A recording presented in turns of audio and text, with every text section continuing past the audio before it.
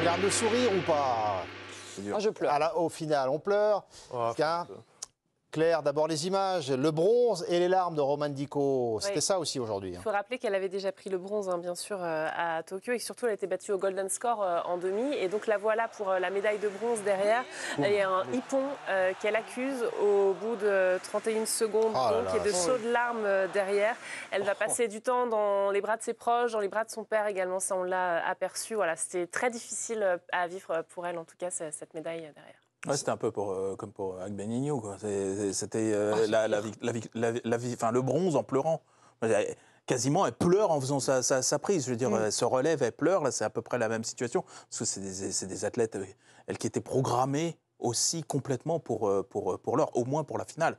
Et vous retenez quoi? Je trouve ça pire que pour Clarisse, parce que Clarisse, elle avait une saison un peu difficile, mais elle a déjà gagné l'or surtout. Et elle était moins dominatrice qu'avant. Elle était moins dominante, alors que là, Romane, numéro 1 mondial, championne d'Europe, championne du monde, elle a gagné tous les grands chelems. C'était pour elle. Elle était programmée pour. Ouais, c'était pour elle. Et là, de l'avoir chuté, ça m'a fait trop mal au cœur. Vous retenez les larmes plus que le bronze, finalement, qu'elle a réussi à aller chercher? Moi, plus les larmes, effectivement, par la domination qu'elle avait. On a tellement l'habitude, en plus, de l'avoir souriante, cette fille-là, en interview, avec son débit mitraillette, là, toujours à raconter des blagues ou à expliquer avec le sourire sa carrière. En plus, moi, surtout, sur cette journée, dans la façon dont elle s'est développée, je me suis même dit, elle a plus de chances que Teddy Riner d'être championne olympique. Donc ça a été un peu une sidération au moment où elle est tombée, on ne s'y attendait pas du tout. Donc moi, c'est plus ça, effectivement, quand on sent qu'elle n'a pas envie d'y retourner, en plus, vraiment, derrière, et qu'elle pose son hippon en pleurant, c'est ça. Donc c'est les larmes que je retiendrai, effectivement. Anne-Sophie? Ouais, moi aussi, c'est plutôt les larmes parce que effectivement, j'avais un peu le même sentiment sur le fait qu'elle était intouchable. Bah ouais. Sur cette compétition, peut-être aussi plus, mais on travaille régulièrement ensemble. Alors c'est peut-être pour ça qu'on a les mêmes opinions. Dites donc. Mais, on se connaît. Ouais. Mais effectivement, je la sentais presque plus redoutable que Teddy. En tout cas, même psychologiquement, je la sentais vraiment très bien jusqu'à hier. Et aujourd'hui, elle n'était pas très efficace.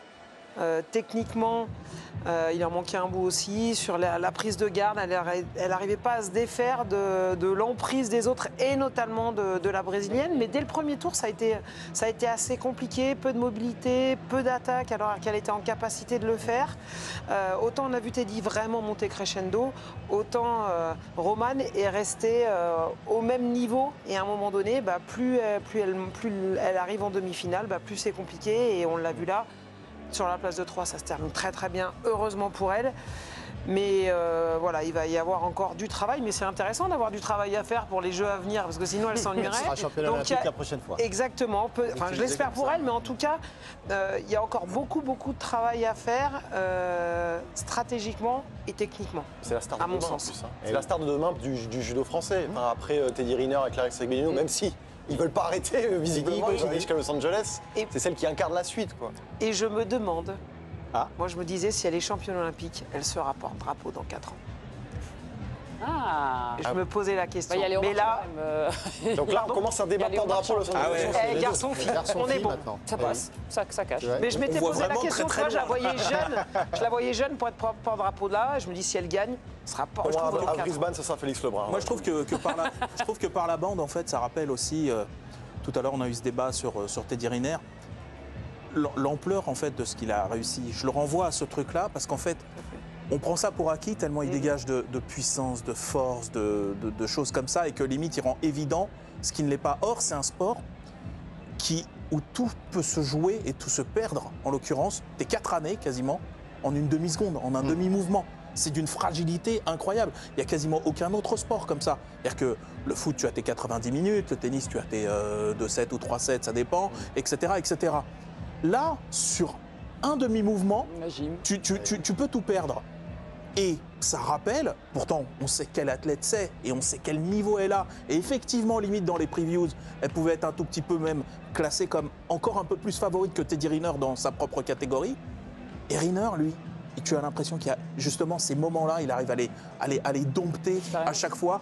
Exactement. Mais c'est fou. C'est-à-dire que lui, ce qu'il fait, et tu te dis que tous les autres, il y a bien un moment où il va y avoir une faille, un truc. Et lui, il les a pas. Et c'est quand je vois que quelqu'un d'extraordinaire comme Romane Dico chute comme c'est arrivé, voilà, peut échouer sur un moment. Et évidemment qu'elle aura encore sa chance. C'est ça que je me dis, mais attends, l'autre, c'est quand même complètement dingue de jamais quasiment échouer. Thomas? C'est ça qui est fou. Ouais, juste rajouter la difficulté d'être prête ou prêt trop tôt avant, par exemple, les Jeux Olympiques. Et on le voit, quand on gagne tout l'année qui précède les Jeux Olympiques, c'est très compliqué à confirmer.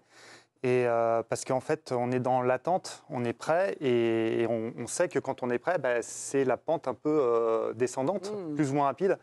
Et on le voit, ceux qui sont au contraire pas trop prêts, mais qui sont dans une phase ascendante, comme Teddy par exemple, on voit à l'arrivée, je ne dis pas que c'est plus facile, ou qu'ils vont gagner absolument, mais c'est plus facile d'obtenir de la performance. Même Léon, il n'était pas prêt, toi, aux France, mais c'était fait exprès. Hein. Cette année. On va parler de Léon Marchand dans un instant. Claire, vous avez une réaction du président de la Fédération française de judo, d'ailleurs. Oui, Stéphane Nomis, sur justement ses filles et ses équipes féminines. Je ne vais pas vous dire que je suis content de l'équipe féminine. Oui, on a fait des médailles, mais on n'a pas d'or. Et il nous manque des finales. Forcément, je suis très déçue. On va avoir des explications avec les entraîneurs parce que je ne suis vraiment pas content. Il faut juste rappeler, Messaoud, qu'il n'y a qu'une seule médaille d'or. Donc, du coup, du côté de l'équipe de France de judo, c'était Irina. Et puis demain, il y a le par équipe mixte. Est-ce que le timing est bon, Anne-Sophie, de ce genre de déclaration? Veille, c'est pour vous la patate chaude. Alors, vous êtes présidente, vous avez le droit de tout dire. Alors déjà, moi, ce que je voudrais rejoindre ce que dit Thomas. Elle s'échappe. Non, et non, justement.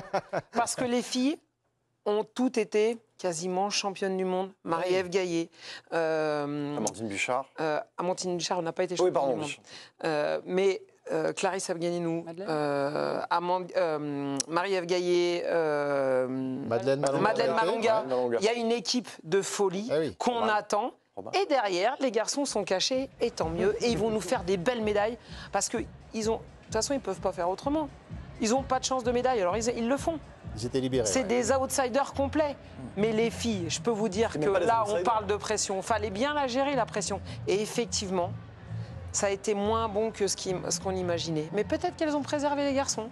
Donc, on fera le bilan à la fin des équipes. Parce que là, je peux vous dire que les filles, je pense que leurs dents rayent le plancher et elles vont en découdre pour aller la chercher, la médaille. Donc, si on arrive à cumuler ce qu'ont fait les garçons là, plus les filles, moi, je peux vous dire que j'ai hâte de voir les équipes.